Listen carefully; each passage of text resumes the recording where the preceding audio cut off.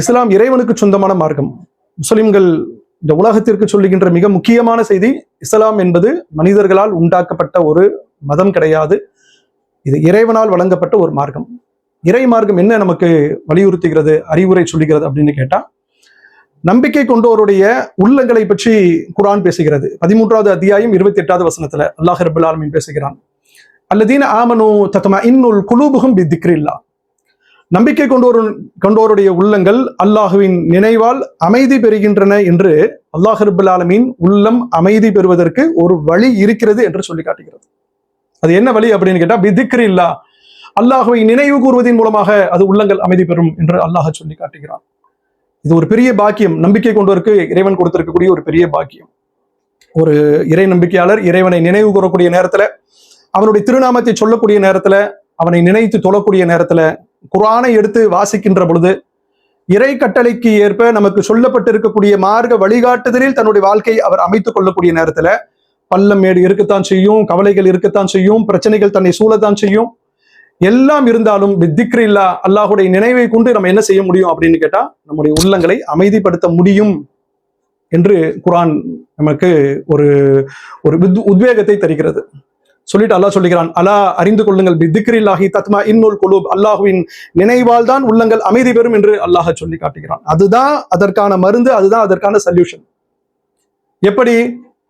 எந்த பிரச்சனையாக இருந்தாலும் சரி, எந்த விதமான நெருக்கடியை நாம சந்திச்சாலும் சரி, அல்லாஹ் ரப்பல் ஆலமீன் நமக்கு என்ன வாக்குறுதி கொடுக்குறான் அப்படின்னு கேட்டா, இங்க இந்த வாழ்க்கை என்பது உங்களுக்கு ரொம்ப அற்பத்திலும் அற்பமான வாழ்க்கை. இந்த வாழ்க்கையை நீங்கள் அல்லாஹுக்காக உங்களுக்கு ஏற்படுகின்ற சிரமத்தை சகித்துக் கொள்வீர்கள் என்று சொன்னால், உங்களுக்காக தயாரிக்கப்பட்டிருக்கக்கூடிய, தயார் செய்து வைக்கப்பட்டிருக்கக்கூடிய அந்த நிரந்தரமான வாழ்க்கையில் உங்களுக்கு இன்பத்தை கொடுப்பேன்.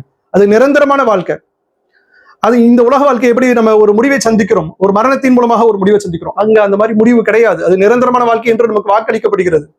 அங்கு நீங்க நினைத்த இன்பங்களை நீங்கள் பெற முடியும் என்று வாக்குறுதி அளிக்கப்படுகிறது. இந்த வாக்குறுதி, இந்த எதிர்பார்ப்பு, அதை இஸ்லாம் முன்வைத்து சொல்லுகிறது. நீங்கள் இந்த எதிர்பார்ப்போடு இந்த உலக வாழ்க்கை நீங்கள் சந்திப்பீர்களேயானால், இந்த உலக வாழ்க்கை உங்களை மனச்சோர்வை அடையக்கூடிய ஒரு நிலைக்கு உங்களை கொண்டு செல்லாது. தாங்கி நிற்பீங்க.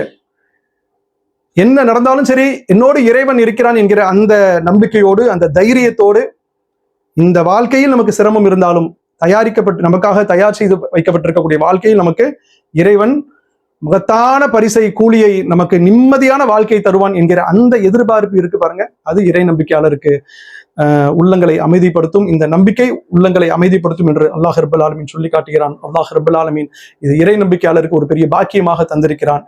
எனவே இறை நம்பிக்கை கொண்டிருக்கக்கூடிய நாம், இறைவன் வழங்கியிருக்கக்கூடிய இந்த பாக்கியத்தை, இந்த எதிர்பார்ப்பை மனதில் ஏந்தியவர்களாக, நம்முடைய உள்ளங்களை அமைதிப்படுத்துவதற்காக அல்லாஹ் சொல்லுகின்ற அவனை அதிகம் அதிகம் நினைவு கூறக்கூடிய மக்களாக நம்மை நாம் ஆக்கிக் கொள்வோம். அல்லாஹ் ரப்பல் ஆலமீன் அவனை அதிகமாக நினைத்து, அவனுக்கு முழுமையாக வழிபட்டு, இந்த வாழ்க்கையை நாம் வாழுகின்ற நல்ல பாக்கியத்தை நமக்கு தந்து அருள் புரிய வேண்டும் என்று கூறி நிறைவு செய்கிறேன்.